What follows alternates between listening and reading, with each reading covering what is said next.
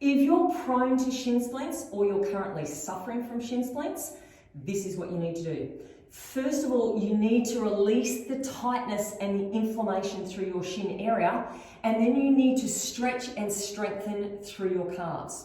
So grab your Stryke Recovery Massage Gun and put on the spinal head attachment. That is the one with the 2 prongs. Now the great thing about this attachment is that you can work either side of your shin bone, working from your knee right down towards your ankle. Just putting in as much pressure as you can handle. You're going to do that for about a minute.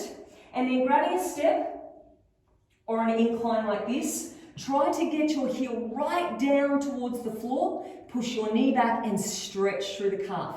Hold that for about a minute, and then you're going to do 10 calf raises. So you might want to hold onto a wall or a chair or something there.